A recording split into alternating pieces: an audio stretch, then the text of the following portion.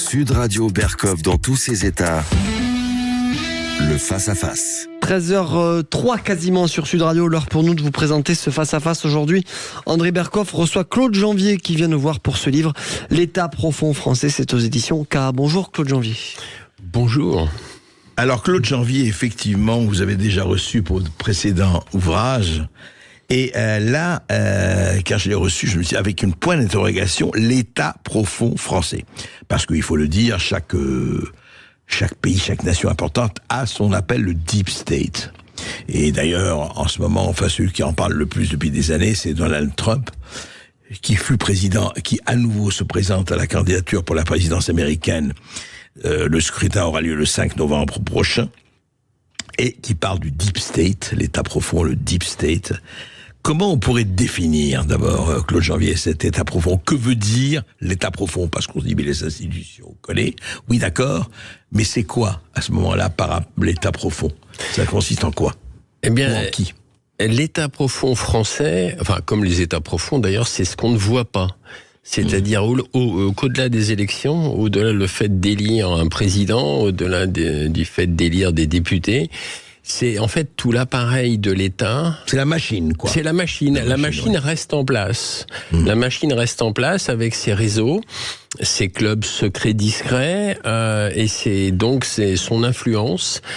En réalité, ça ne bouge pas. C'est-à-dire que peu importe en fait la notion de droite, de gauche ou du centre des hommes politiques qui vont être élus, en réalité, l'appareil de la haute administration publique ne bouge pas. Ouais, c'est-à-dire c'est ça, que peu importe le résultat d'élection, qu'elle soit législative, présidentielle ou européenne, d'ailleurs on l'a vu c'était très intéressant, en tout cas élection européenne, évidemment, d'ailleurs c'était attendu, Madame Ursula von der Leyen est réélue, en tout cas selon toute probabilité, même si ce n'est pas encore officiel, avec la personne en charge de la défense et la personne en charge des affaires étrangères. Donc, mais au-delà de ça, alors en France, justement, ça se manifeste comment? Alors, vous avez fait un livre bourré d'informations, effectivement, et vous avez un peu fait l'inventaire de cela.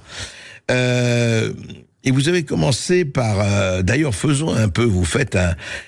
comment pourrait-on à caractériser, j'allais dire, le septennat Macron? En fait, c'est 5 ans plus 2 ans, bien sûr. Et vous en parlez au début de votre livre, pratiquement après avoir inventorié les partis politiques en présence. Mais enfin, c'est d'abord ça, cette espèce de bilan Macron.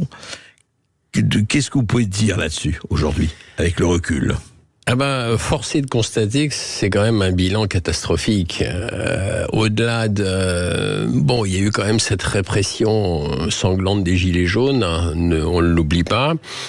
Au-delà de ça, il y a le bradage de nos industries, il y a la paupérisation de plus en plus du pays, la dette s'est envolée, et pire que cela, elle atteint même des profondeurs vertigineuses, puisqu'on l'a mis en exergue dans notre livre, mon ami François Lagarde et moi. En fait, on en est à presque 7 000 milliards de dettes, parce qu'en réalité, il y a les 3 000 milliards. Oui, parce qu'on dit 3 000 milliards, 300... Oui, mais il faut ajouter le hors-bilan. Le hors-bilan bancaire, vous savez, toutes les dotations, etc. C'est quoi dans le hors-bilan? Le hors-bilan, c'est ce qui n'apparaît pas, donc effectivement dans les bilans, et c'est tout un peu ce qu'il y a autour, et quand on additionne tout cela, on en est presque à 7 000 milliards de dollars. C'est vertigineux. Dans le hors-bilan, la retraite des fonctionnaires, etc., etc. Un peu tout.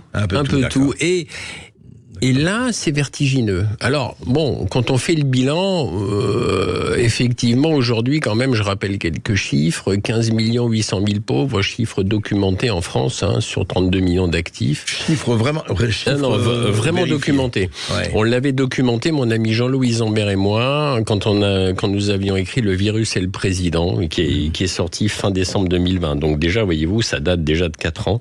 Ouais. Et on l'avait vraiment documenté. Plus de 15 millions de pauvres. 15 800 000 pauvres. 800 000 pauvres, ouais. C'est énorme. Ce que vous appelez pauvre, c'est... En France, le problème, c'est que jusqu'à 800 € de revenus par mois pour une personne, vous êtes considéré comme pauvre. Mais dès que vous passez les 800 €, c'est-à-dire 801 €, vous n'êtes plus classés comme pauvres. Donc vous êtes obligé d'analyser réellement... Ouais. À 900 €, vous n'êtes plus pauvre, quoi. C'est ça. Ouais. Voilà. Donc le pouvoir d'achat n'est pas différent entre 800 € et 850 €. Nous sommes bien d'accord. Alors, quand vous reprenez tout cela et que vous analysez tout cela, vous mettez bout à bout tous les contrats, les petits CDD, les petits boulots, les gens qui sont dans des situations précaires, qui sont inscrits au chômage mais qui ne touchent rien, etc. Oui, on arrive malheureusement au chiffre effarant de 15 800 000 pauvres. Ouais. Et il y a aussi un autre chiffre intéressant, enfin intéressant entre guillemets, c'est quand même assez lourd, il y a à peu près presque 18 millions de Français qui ont des problèmes de logement aujourd'hui. 18 millions. Oui, à peu près. Oui. Soit de l'accession à la pleine propriété, soit des problèmes pour arriver à louer. L'envolée des loyers aujourd'hui en France est vertigineux. Un couple moyen, enfin avec des salaires moyens aujourd'hui, c'est compliqué d'arriver à payer 600, 700, 800 € de loyer. Je veux dire, encore, on ne parle pas de Paris, on parle pas des loyers des grandes villes. Hein. Oui, voilà, sûr, ouais. Sans parler des grandes villes. Ouais. Donc, quand on fait le bilan effectivement du septennat d'Emmanuel Macron, il n'y a pas de quoi grimper au plafond, si vous me permettez l'expression. Oui. C'est clair. Et alors justement, parlons des accointances. Alors, on va parler un peu de cette machine qui en fait dirige vraiment le pays, l'État, enfin, et ça date de bien avant Macron. Enfin, absolument. On peut dire que la naissance de l'État profond, si on avait à dire, comme on le définit aujourd'hui, hein, bien sûr, date à peu près de quand? Je ne porte pas une année précise, mais on peut dire que cette machine-là, est-ce qu'elle remonte à avant la Révolution ou pas La notion d'État profond a toujours existé. Oui. Bien évidemment, puisqu'à partir du moment où il y a des hauts fonctionnaires d'État... Même Rome avait son État profond. Et oui, il y avait effectivement l'entourage de l'empereur.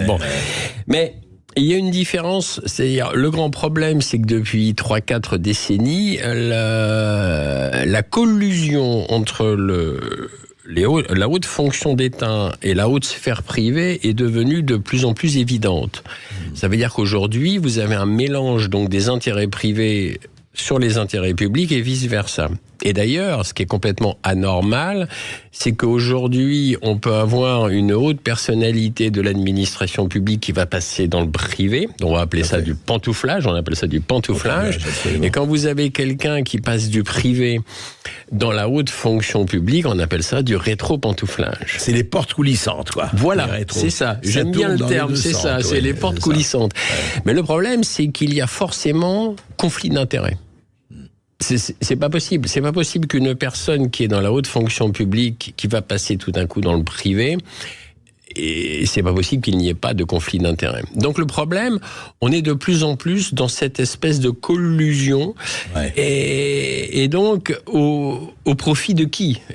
Et c'est là la grande question. Au profit toujours des mêmes, de ceux qui sont au pouvoir et qui entendent bien le rester. D'ailleurs, entre parenthèses. Oui, ça c'est clair. Ça c'est depuis Thucydide, et on le sait. Voilà. Tout pouvoir absolu ira jusqu'au bout de son absolutisme. Voilà. Alors justement, inventorions, parce que vous le faites dans votre livre et c'est intéressant. Par exemple, Bercy est une des forteresses de l'État profond. Bercy, le ministère des Finances, de l'économie et des finances. L'argent, c'est le cœur du problème. C'est le cœur du problème partout. Pas uniquement en France, d'ailleurs, de toute façon, dans tous les pays. Donc Bercy, ce qu'il faut comprendre, c'est que la France est un pays riche. Enfin, j'avais presque envie de parler au passé. Était un pays riche parce que de plus en plus, malheureusement, nous dégringolons la pente.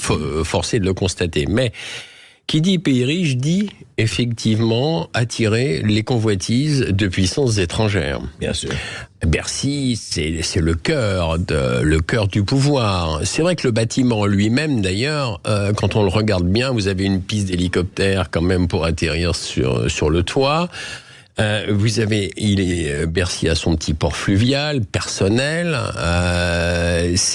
Tout respire le pouvoir. C'est le cœur du réacteur. C'est le cœur du réacteur. Voilà, j'aime bien le terme aussi. Vous avez les bons mots là. Le cœur du réacteur. Mais ça veut dire que les fonctionnaires de Bercy Je ne dis pas que, par exemple, est-ce que ça veut dire, parce que est-ce que ce n'est pas un cliché, dites-moi, vous le savez mieux que moi, les ministres se passent et les fonctionnaires restent. Oui. C'est ça. C'est-à-dire que Bercy a la haute main, par exemple Bercy et d'autres. Hein.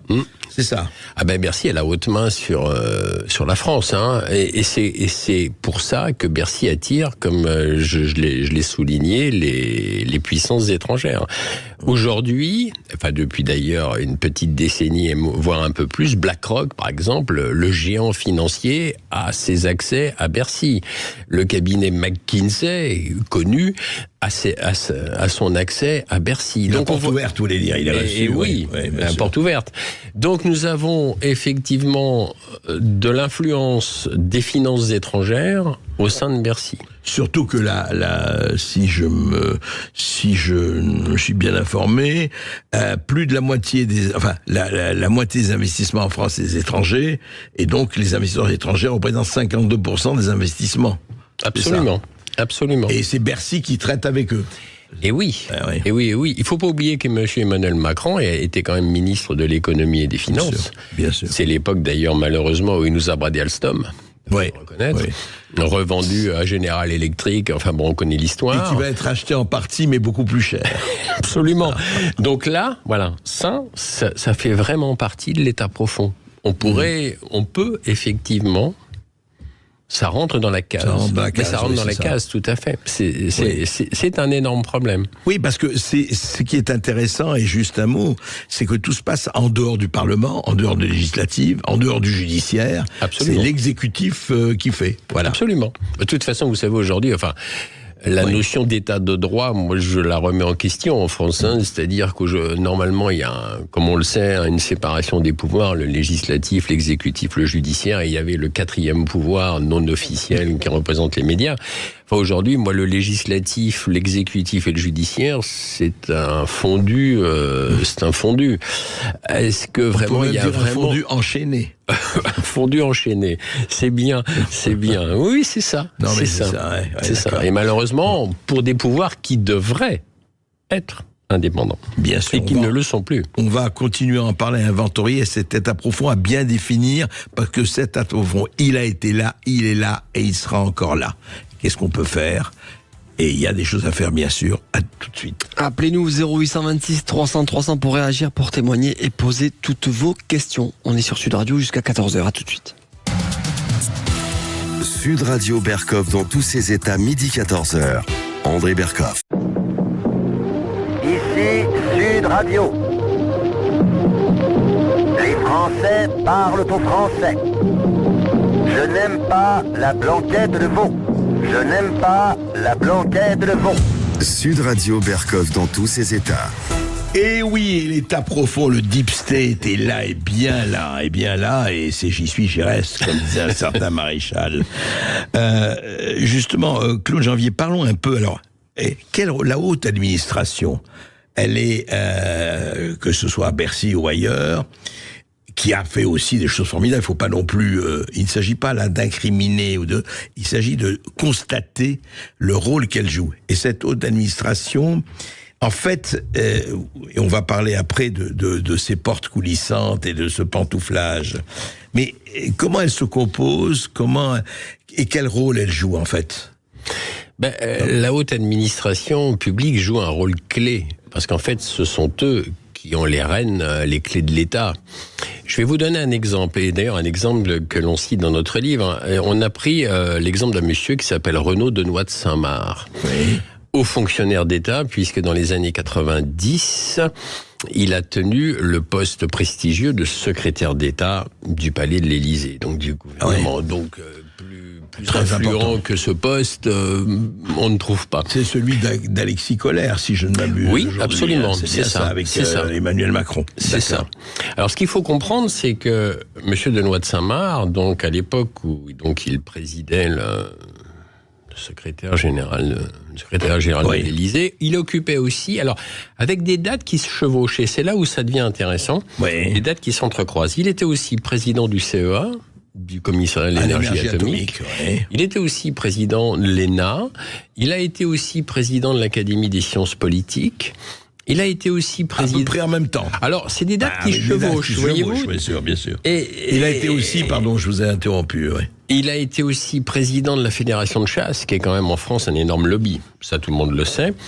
Et il a été aussi président du Club du siècle. Alors, j'en oublie des postes qu'il a occupés.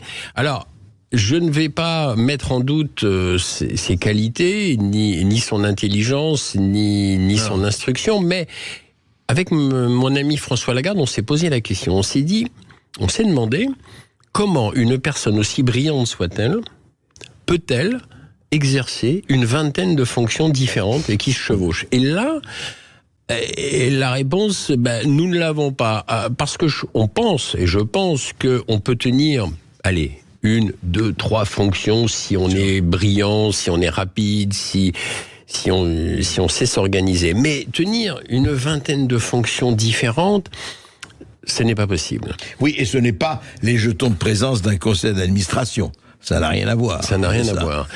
Donc, c'est là où, légitimement, on se pose la question. Alors, parce qu'à partir du moment où vous exercez une fonction, vous avez le salaire qui va avec. Bien sûr. Et oui, vous avez les avantages aussi qui vont avec. La voiture de fonction, etc., etc.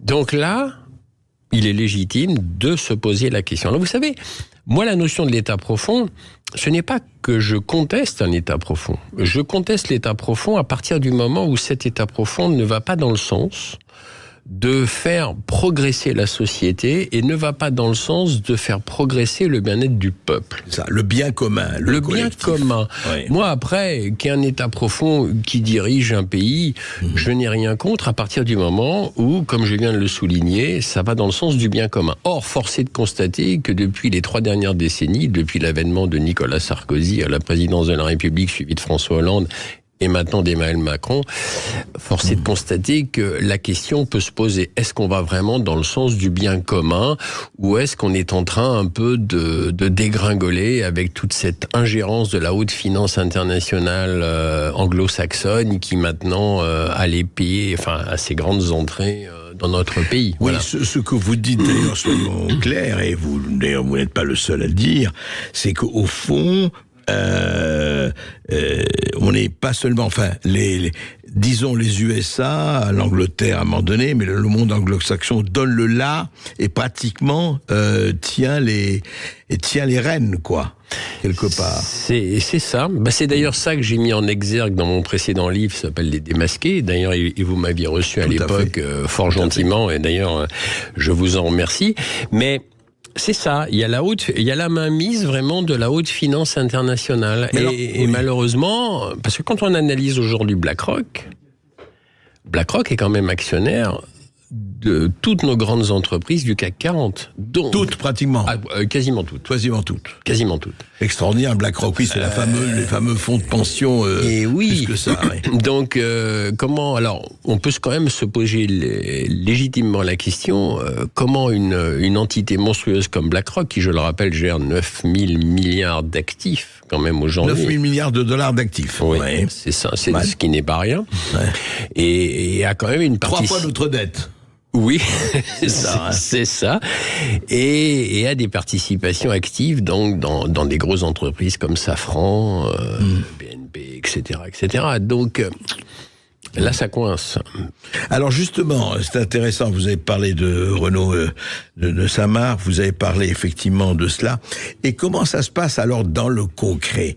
C'est-à-dire, comment on choisit ces gens qui effectivement dirigent et comment se passent les portes coulissantes, disons, entre public et privé, cette espèce de porosité, de société liquide entre les deux. Déjà, ils ont tous fait un cursus universitaire similaire, puisqu'ils ont tous fait l'ENA. Ce qui est intéressant quand même aussi de constater, c'est que tous les politiciens actuels sont tous passés par le fameux programme du Global Young Leaders. Tous, pratiquement. Pratiquement tous, oui. Alors racontez-nous ce que sont et ce programme des Young Global Leaders. Ça a été fondé donc en 2004 par Klaus Schwab, que je ne vais pas présenter ici, je pense que tout le monde connaît. Le patron du WEF, voilà. Oui. Mais c'est quand même une école de formatage. Il y a 20 ans, c'est ça. 2004, 20 ans, c'est ça. C'est quand même une école de formatage, et quand on regarde qui a suivi donc le programme du Global Young Leaders, on trouve sans surprise M. Emmanuel Macron, M. Gabriel Attal. J'ai été surpris de constater que Marlène Schiappa aussi avait suivi le Global Young Leaders. Et en fait, on s'aperçoit que tous, ils ont suivi, peu ou prou, cette école de formatage. Incroyable. Mais c'est-à-dire, c'est quoi, alors justement, c'est quoi les Young Global Leaders? Qu'est-ce qu'on leur apprend? Qu'est-ce qu'on leur enseigne? C'est quoi? C'est un titre simplement? Ou c'est-à-dire qu'ils sont... voilà. Non, c'est pas un titre, c'est vraiment une école de formatage, c'est-à-dire que toute la politique aujourd'hui doit aller dans le sens de cette oligarchie financière. C'est le Forum économique mondial qui donne le là. Absolument. Oui, ça c'est clair. Ça, c'est clair. Et beaucoup d'hommes politiques français sont passés par là. Et sont passés par là. Et alors après, vous savez, vous avez les clubs secrets discrets, franco-français. Donc là, je vais en nommer quelques-uns. Il y a le Club du siècle, l'Institut Montaigne, le Cercle Turgot, le think tank Terra Nova, entre autres. Et c'est un petit monde, vous savez. Vous avez les grands industriels, la haute administration publique, vous avez bien évidemment le président, les ministres, etc. Vous avez les grands patrons de presse, et tout ce monde-là se réunit une fois ou deux dans l'année au cours d'un dîner fastueux, voilà. Je précise que là, il n'y a aucune conspirationnisme ni conspiratif, non, pour ceux qui chercheraient encore des poux dans la tonsure. Oui. Non, c'est que effectivement, ce sont les mêmes formations, on se connaît, on est dans un entre-soi. Mais encore une fois, moi, l'entre-soi ne me dérangerait pas si ça allait dans le sens du bien commun. C'est ça qu'il faut bien comprendre. Je n'attaque pas spécifiquement Pierre-Paul Jacques. Je regarde, est-ce que nous allons dans le sens du bien commun ou pas? Et force est de constater, malheureusement, depuis quand même 3 décennies, un peu plus, que nous n'allons pas dans le sens du bien commun et que malheureusement, nous sommes en train de dégringoler. La France n'est plus quand même ce qu'elle était. Le rayonnement de la France n'est plus ce qu'elle a été. Et nous n'avons pas envie d'être que la France soit dans la position de quelqu'un qui tombe du 60e étage d'un gratte-ciel et qui au 40e dit jusqu'ici tout va bien. Oui. C'est un peu ça. On en parle après une petite pause. Avec vous au 0826 300 300, vous réagissez, vous posez toutes vos questions. À tout de suite. Sud Radio Berkov dans tous ses états. Appelez maintenant pour réagir 0826 300 300. Ici Sud Radio. Les Français parlent au français. Les carottes sont cuites. Les carottes sont cuites. Sud Radio Berkov dans tous ses états. Un livre à lire, un ouvrage qui vient de paraître de Claude Janvier et de François Lagarde, L'État profond français. Et oui, ça, on vous en parle pas beaucoup dans les campagnes électorales, ni même ailleurs. Mais nous, comme vous le savez, nous avons question à tout. Et on vous en parle. Donc c'est paru chez KA Édition. Et justement, on était en train de parler de cette administration, de cet État profond. Encore une fois, le problème n'est pas d'attaquer la structure, le problème est de dire comment ça marche et pour qui ça marche. Et vous parlez beaucoup de cette, je dirais pas collusion, mais cette espèce de passage entre privés. Parce qu'il y a quand même un problème là, Claude Janvier d'ailleurs, qui n'est pas spécifique à la France, ni à tel ou tel gouvernement. Mais quand quelqu'un, par exemple, prenons un exemple, qui a travaillé à Bercy dans la section impôts et qui passe après pour défendre une grande entreprise et pour l'expliquer fiscalement comment on peut s'accommoder. Il est avec le ciel du fisc et des accommodements, comme disait l'autre. C'est quand même, ça pose question, non? Ah, ça pose question. Il y a forcément conflit d'intérêts quelque part. Oui, ça c'est clair. C'est clair que ça peut pas être neutre. C'est impossible que ça soit neutre. Et l'exemple est assez fréquent. Oui, aussi, on peut dire. Oui, l'exemple est assez fréquent. Mais vous savez, quand on parle des portes coulissantes entre le public et le privé, il y a une chose qui nous a interpellés, enfin je vais le citer en exemple d'ailleurs, Oui. c'est les sociétés autoroutières, les sociétés autoroutes. Oui. On se rappelle très bien que M. Dominique de Villepin, à un moment donné, a fait cadeau, avec l'accord, pas que lui, il y a eu l'accord de tout le monde derrière, des sociétés d'autoroutes, à des sociétés privées. Mais moi, avec mon ami François Lagarde, ce qui nous a interpellés, c'est que depuis qu'on en a fait cadeau à des sociétés privées... Ça fait combien de temps à peu près là maintenant Dominique de Villepin... Ça devait être 96, enfin bon. Oui, une trentaine, j'allais dire une trentaine d'années, peu ou prou. Et ce qui est intéressant de noter, c'est que l'État a fait quand même 3 plans de relance pour aider ces pauvres sociétés autoroutières privées qui apparemment ne s'en sortaient pas. Alors, 3 plans de relance. Oui, 3 plans de relance. C'est-à-dire l'État est casqué, quoi. Ouais. Voilà. Alors, le dernier plan de relance, c'est sous le gouvernement de Madame Elisabeth Borne. Ouais. Donc, il y a pas récent, longtemps. C'est assez récent. Et là, on peut s'interroger. Comment des sociétés privées peuvent-elles demander à l'État, donc au domaine public, des plans de relance, financer avec notre argent des travaux que eux ne pouvaient pas, entre guillemets, faire? Ça paraît quand même totalement incohérent, parce qu'un jour, quand même, j'ai essayé de calculer, je me trouvais à un péage Lyon-Paris, et je regardais cette immensité de voitures défiler, j'ai essayé de calculer le montant vertigineux, et c'est impossible. Des péages, du montant vertigineux des péages, c'est impossible. Et je me dis, quelque part, ces sociétés-là demandent à l'État un plan de relance. Et là, il y a collusion entre public et privé. C'est quand même incroyable. Moi, j'ai été auto-entrepreneur toute ma vie. Ça me serait pas venu à l'idée de demander à l'État « Mais écoutez, bonjour, je m'en sors pas avec mon entreprise. Est-ce que vous pourriez m'aider, s'il vous plaît ?» Non. Ça ne fait aucun sens. Mais ça ne fait aucun sens, mais c'est ce qui se passe. 3 plans de relance. C'est une des dimensions de l'État profond, ça. C'est une des dimensions de l'État profond. Oui, non, c'est sûr. Et alors, justement, par rapport à ça, et je rappelle, Esteban, 0826 303 300, n'hésitez pas à nous appeler si vous avez effectivement soit des questions, soit des interventions à faire. Je voudrais qu'on parle vous parlez à un moment donné de ce capitalisme inclusif. Est-ce que ce capitalisme inclusif, c'est un peu le capitalisme de connivence ou c'est autre chose ? Le capitalisme inclusif, c'est très intéressant parce que c'est quelque chose qui reste à l'intérieur des personnes, et ça se voulait être une ouverture sur... Parce qu'il y a toute une poussée aujourd'hui. Par exemple, aujourd'hui, une entreprise qui a envie je parle de grosses entreprises quand même, une grosse entreprise, si elle ne présente pas des critères environnementaux, elle ne pourra pas avoir de subventions et elle ne pourra pas avoir d'agrément. C'est le côté écolo, woke, politiquement correct, éthiquement correct. Voilà, et là, on se trouve dans un énorme problème. Je pense que les entrepreneurs ont un énorme problème parce que s'ils ne mettent pas des critères, justement, qui vont coller avec aujourd'hui, c'est ce qu'on appelle les fameux critères environnementaux, là. Oui. Eh bien, pas de marché public, pas de subvention, pas de prêts avantageux, pas moyen aussi de participer à des appels d'offres. Donc, on voit bien que c'est muselé. Et donc, le capitalisme inclusif, c'est ça, c'est inclusif, ça reste, et soi-disant, c'est pour le bien commun, mais en réalité, ça reste toujours entre les mains des mêmes. Enfin, c'est assez subtil, voyez-vous. Oui, non, en fait, si on n'obéit pas à la doxa en vigueur, c'est ça.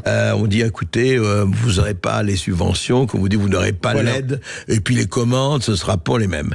C'est ça. Et ça vaut pour le côté presque cancel culture, genre, enfin, on n'en est pas encore là, mais quand même. Pas loin, oui. Pas loin. Oui, non, mais c'est ça.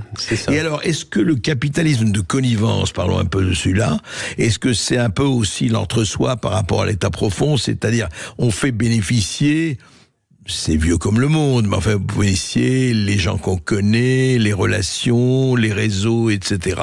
C'est vieux comme le monde. Ouais. Je pense qu'effectivement, c'est pas nouveau. C'est pas nouveau. Il y a toujours une relation de copinage et de. Mais bon, je dirais presque, c'est presque humain. Après tout, bon. Mais encore une fois, est-ce que ça va dans le sens du bien commun? On en revient toujours, vous savez, à cette notion de bien commun. Est-ce qu'on va dans le sens du bien commun ou pas? Moi, en fait, ça me dérange pas. À partir du moment, s'il y a du copinage ou des relations, mais ça existe dans tous les milieux. Mais est-ce que ça va aujourd'hui pour vous, si on regarde, vous avez fait votre enquête? Est-ce que ça va dans le bien? Alors, est-ce que ça va dans le sens bien commun? Force est de constater que non. Est-ce qu'une majorité de Français aujourd'hui, par exemple, ne savent pas que une partie de leurs impôts finance les guerres aujourd'hui, par exemple la guerre en Ukraine? Ça passe par des exchange trade funds, ces fameux fonds indiciels, on en parle d'ailleurs dans notre livre, ces fameux fonds indiciels qui sont basés sur la bourse. Donc un ETF français, Exchange Trader Fund, c'est ça, un ETF français. C'est un espèce de pot, puis on peut traduire ça comme ça, dans lequel de l'argent est mis, ça suit le cours du CAC 40, si c'est un ETF français, et donc quand ça monte, ça monte, ce qui permet à des gens, en fait, de prendre des participations dans un ETF, de mettre de l'argent dedans, et d'en récolter des bénéfices si le cours du CAC 40 monte. S'il descend, évidemment, ils n'auront pas de bénéfices. Mais le problème, c'est que les ETF, aujourd'hui, servent à financer, sans que les personnes le sachent, par exemple, la guerre en Ukraine. Après, juste après que le démarrage du conflit russo-ukrainien, 6 mois plus tard, je crois que c'était en juin, c'est ça, en juin 2022, l'OTAN crée un ETF spécial. Voilà, vous voyez, c'est très intéressant. Et vous avez donc de l'argent qui arrive de l'argent des États, qui servent à alimenter toute la machine, le complexe militaro-industriel, qu'il soit américain ou français, je veux dire, ou peu importe. Et donc ça fait tourner les usines d'armement, etc. Après, il y a une petite part qui va vraiment en Ukraine, donc au gouvernement ukrainien, mais je veux dire, la grosse majorité sert à fabriquer des canons, des obus, malheureusement, quoi. Voilà, c'est ça. Bien sûr. C'est ça qu'il faut comprendre. Et que, effectivement, ni vu ni connu, je t'embrouille, nous ne sommes pas dans la confidence, bien sûr. C'est ça. Justement, je crois. Oui, Marie est avec nous, André, depuis Montauban, dans le Tarn-et-Garonne. Bonjour Marie. Bonjour Marie. Oui, bonjour à tous, merci à toute l'équipe. Oui, alors moi je voulais vous demander, qu'est-ce qu'il y a comme solution? Qu'est-ce que nous, petit peuple mouton, qu'est-ce qu'on peut faire? Est-ce qu'on va subir tout ça? Les petits-enfants, qu'est-ce qu'ils vont devenir? Les riches comment faire pour pas que les riches deviennent de plus en plus riches et les pauvres de plus en plus pauvres? Alors est-ce qu'il y a une solution à tout ça? Parce qu'entre la politique, moi je voulais appeler tout à l'heure pour dire que la politique, moi je vote depuis que j'ai des petits enfants parce que je m'inquiète beaucoup. Je vivais en cité, je suis partie à la campagne. Là, ce qui se passe, je voulais réagir, je voulais dire tout à l'heure que si on aurait voté Monsieur Le Pen, on n'en serait pas là. Moi je dis franchement, votez RN. Écoutez, moi ça, c'est pour mes petits-enfants. C'est votre avis, mais nous ne participons pas à la campagne. Donc, je comprends. Voilà, c'est votre avis. Mais quand je vois les rappeurs, vous avez dit les mots que le rappeur, je suis hors de moi. Je peux plus. Bon, alors nous, petits moutons, petits peuples, que pouvons-nous faire? Les gilets jaunes, on nous a pratiquement incendiés. Et là, alors, en tant que mouton, je voulais savoir qu'est-ce qu'on peut faire. Je vais débaptiser mon émission, je vais l'appeler Mouton parle aux moutons. Mais comme ça, non, mais et en tout cas, votre question est très légitime. Que faire, disait déjà un certain Vladimir Ilitch Lénine. Alors, que nous dit le camarade Janvier? Il n'y a pas de solution miracle, mais quand même. Il n'y a pas de solution miracle. Je pense que ce qu'il faut, c'est inciter les gens à se documenter réellement et à se renseigner sur les véritables informations. Car après tout, une personne bien informée sera plus à même de juger et d'analyser ce qui se passe et sera plus à même effectivement de contester telle ou telle chose plutôt que d'approuver, peut-être, je dirais entre guillemets, sagement ou bêtement, ça dépend dans quel sens on le prend, une doxa gouvernementale. Je pense que... Documentez-vous, informez-vous, je pense que c'est la clé. C'est la clé. À partir du moment où on est documenté, informé, eh bien, je pense que les choses peuvent s'améliorer, qui dit compréhension, dit forcément évolution.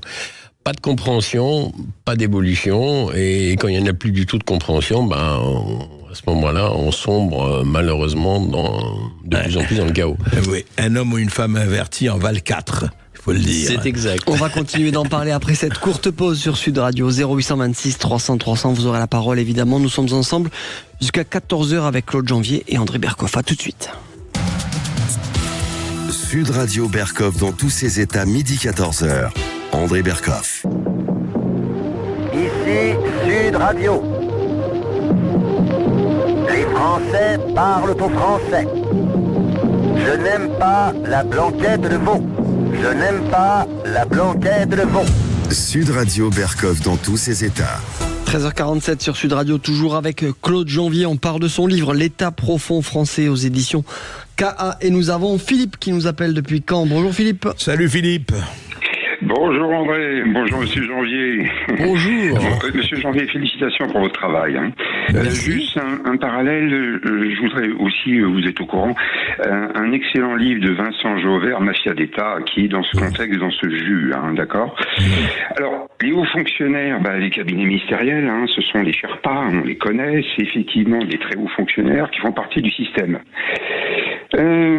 On dénonçait un ancien directeur des douanes qui est parti et qui touche actuellement, de par son parcours, 40 000 € de retraite par mois, s'il vous plaît. Qui ça Guillaume Pépi, un ancien directeur de douane. Attendez, on vous entend. C'est un peu haché.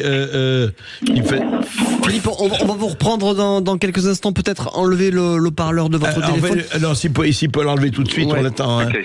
Si vous avez enlevé le haut-parleur, voilà. Parce que sinon... ça marche. Allez-y Philippe, on vous écoute. On vous écoute. Oui, excusez-moi. Oui, je parlais des hauts fonctionnaires dans des cabinets ministériels, ça vous m'avez entendu. Effectivement, ce sont des Sherpas, c'est eux qui font tourner le système. Ouais. Ce sont des gens calibrés, voilà, des têtes bien faites. Mais je reviendrai dans le livre de Vincent Jauvert, il rappelle, par exemple, un directeur des douanes qui a pris sa retraite, 40 000 € par mois de retraite. Guillaume Pépi qui touchait des jetons alors qu'il n'en avait même pas le droit à l'époque. Jauvert l'avait interrogé. Il était tombé de l'armoire. Moi, j'ai une question pour Monsieur Janvier. Qu'en est-il, à son sujet, s'il peut répondre, qu'en est-il éventuellement de l'enquête qui avait été évoquée à l'époque d'Emmanuel Macron, qui avait lancé sa campagne sous Hollande, et on parlait d'un financement qui lui avait permis, de mettre un petit peu et d'avancer dans cette campagne, on va dire, occulte, à la Néron. Est-ce qu'il a quelques éléments à ce sujet-là ? Oui, c'est relaté aussi dans notre livre. En fait, c'est une agence qui s'appelle Still & Holt, qui a été créée et dirigée par un monsieur qui s'appelle Sylvain Faure, qui était conseiller donc d'Emmanuel Macron en 2013. Qui était sa plume à un moment donné. C'est bien ça. Hein. Et cette agence de communication, Still & Holt, c'est elle qui s'est occupée de la campagne de monsieur Emmanuel Macron. C'est-à-dire qu'à l'époque où Emmanuel Macron était inconnu du grand public, Still & Holt lui a obtenu 8000 articles de presse écrite à l'époque. Sans compter les interviews de télévision et les interviews de radio. Ce qui veut dire qu'Emmanuel Macron est passé du stade d'inconnu du grand public au stade au sommet de la notoriété absolue, oui. Voilà, en réponse un peu à la question. Merci Philippe pour votre appel. On accueille un autre Philippe, André, qui nous appelle cette fois-ci un peu plus dans le sud, depuis Narbonne. Bonjour Philippe. Bonjour Philippe. Bonjour. Bonjour. Eh ben, encore bravo, Monsieur Berkoff, pour la qualité de vos émissions et puis de vos intervenants. Merci. Je voulais rebondir sur votre, boutade. Il faudrait pas qu'on se rende compte qu'on tombe qu'au 40e, tout va bien. Ouais. Moi, je pense qu'on est au 5e, là, hein. Ah bon, carrément. On est, oui. Moi, vous voulez dire, qu'on d'ici est au la fin de l'émission, je vais entendre un choc terrible. C'est ça? Je pense que ça peut arriver d'un moment à un autre et très rapidement. Ouais. Parce que, on voit bien la fin de l'hégémonie du monde occidental. On a perdu, le capitalisme arrive à son bout, avec toutes les incohérences que d'ailleurs votre intervenant, monsieur Janvier, nous a démontré, a l'air de le démontrer dans son livre. Je ne l'ai pas lu. Et voilà, c'est la fin du capitalisme. On a vu l'effondrement du communisme, et je pense qu'on voit l'effondrement là du capitalisme. Et je voulais aussi revenir sur votre auditrice qui, en tant que mouton que je suis aussi, cherche des solutions, d'accord. Et moi, je pense qu'on en est, malheureusement, arrivé à un stade où on n'a plus d'évolution possible, mais une révolution, et une révolution heureuse. Il nous faut une révolution heureuse. Mais voilà, j'aimerais savoir ce que des gens comme Monsieur Janvier, qui connaissent bien l'état profond, tout ça, pensent de la possibilité de cette révolution heureuse. Eh bien, on va lui poser la question tout de suite. Mais d'abord, est-ce que vous pensez vraiment, parce que c'est une question, que c'est la fin du capitalisme comme c'était la fin du marxisme ou du communisme? Ou quand même le capitalisme a encore de beaux jours devant lui? Je pense malheureusement que le capitalisme a encore de beaux jours devant lui, puisqu'on est quand même entre les mains de monstruosités financières aujourd'hui qui prennent de plus en plus d'importance. Et je pense que c'est ça le problème. On fait référence ici, on en a parlé tout à l'heure, BlackRock, Vanguard, State Street, qui sont des monstruosités financières aujourd'hui et qui malheureusement pour l'instant ça n'a pas l'air de vouloir se calmer, sauf si l'hégémonie du dieu dollar commence un peu à battre de l'aile. Avec les BRICS, c'est ce qui se passe en ce moment. Avec les BRICS, voilà. Ça, c'est... Voilà. Mais pour, justement, pour revenir à ça, effectivement, quand on écoute, et je comprends très bien, nos amis, nos auditeurs, etc., se disent, mais vous l'avez dit, je crois, un dit, que faire? Comme vous dites, d'abord, je crois qu'il faut se documenter, le plus possible, même si ça prend du temps, mais vous savez, tout est effort de ce point de vue-là, et être le plus lucide possible, et vous avez tous les moyens. Contrairement à ce qu'on croit, les réseaux sociaux, il n'y a pas que de la boue, il y a des étoiles, il y a de très bons documents, et puis les livres, et puis voilà, et puis lisez Claude Janvier, lisez un certain nombre de gens. Mais Claude Janvier, je voudrais qu'on revienne sur des exemples quand même avant de prendre notre auditeur. Par exemple, vous en parlez dans votre livre, les autorités régionales de santé. On sait on en est où en sont les hôpitaux, on voit ce qui se passe aux urgences, et en même temps, il y a une foultitude d'autorités régionales de santé. Je vous pose la question franchement, elles servent à quoi? Pas grand-chose. Je vais être un peu sec. Non, nous sommes de plus en plus entre les mains de technocrates. Ouais. C'est ça le problème, c'est que et d'ailleurs en discutant avec un chirurgien il n'y a pas si longtemps, je discutais avec lui, il me disait mais c'est paradoxal. Dans un hôpital, il y a presque plus de personnel administratif que de personnel technique. Ouais. Donc à un moment donné, ça ne colle pas. Alors. Il faut du personnel administratif, c'est une évidence, mais quand ça devient trop technocratique, à ce moment-là, on est noyé sous une multitude de bureaucraties multiples qui ne va pas faire avancer les choses. Et puis c'est pas un technocrate qui va résoudre un problème de myocardite ou de péritonite. Et le problème, c'est que la santé publique aujourd'hui est en déliquescence, et d'ailleurs c'est voulu parce que derrière, notre gouvernement veut amener de plus en plus les gens à se soigner dans le domaine privé. Ouais, c'est ça aussi, oui. C'est ça. Et il est là le problème. Il est vraiment là le problème. Quand on voit dans quel état sont les urgences aujourd'hui dans les hôpitaux, on n'a pas envie, on se dit heureusement que je ne vais pas aller faire un tour aux urgences, parce que il a été démontré maintes et maintes fois, problème de lit, problème de places, personnel débordé. Donc ça ne colle pas. Ça ne colle pas, et il y a à côté des technocrates qui gèrent, mais ils gèrent quoi ? Si vous voulez vraiment gérer efficacement cela, mais il le ferait. Il y aurait des urgences dignes de ce nom. Et je trouve ça très méritant. D'ailleurs, le personnel technique dans les urgences, c'est très méritant. Ouais. Mais à un moment donné, quand ils sont submergés, ils sont submergés. Et ça ne colle pas avec ce que cela devrait être. On avait quand même le meilleur système de santé au monde. Oui. Et ce n'est plus le cas aujourd'hui. Ce qui est incroyable. On a l'impression que c'était la préhistoire alors que c'était il y a 20 ans ou 25 ans. Exactement. Ouais. C'est un non-sens total, quoi. C'est vraiment un non-sens total. Donc, en fait, ce que vous dites, Claude Janvier, il faudrait peut-être que l'état profond remonte à la surface, non? Oui, ça serait une mauvaise idée. Ça serait peut-être qu'on s'en rende compte comme ça, voilà. Qu'on ait des comptes à rendre, quoi, un audit peut-être. C'est ça serait moins profond, comme ça au moins on pourrait effectivement le voir, il deviendrait visible. Voilà. Ouais. Oui, mais absolument. C'est une excellente idée. Maintenant. Dans les faits, je suis pas sûr que ça puisse se réaliser. Le dire, c'est facile, mais le faire, c'est beaucoup plus difficile. Oui. Claude Janvier, vraiment, l'état profond français. Écoutez, vous aurez énormément d'informations. Voilà, il faut savoir que l'état profond est là et que l'état profond sera encore là après les élections. Et si vous voulez effectivement qu'il soit moins profond, ça dépend aussi de vous. Merci Claude Janvier d'avoir été avec nous. On va se retrouver demain entre midi et 14h, André Berkoff, pour l'avant-dernière de la saison. De déjà. La saison, absolument. Ça passe vite. Et puis tout de suite, c'est Brigitte Lahaie sur Sud Radio. À demain. Sud Radio. Sud Radio. Parlons vrai. Parlons vrai. Sud Radio. Parlons vrai.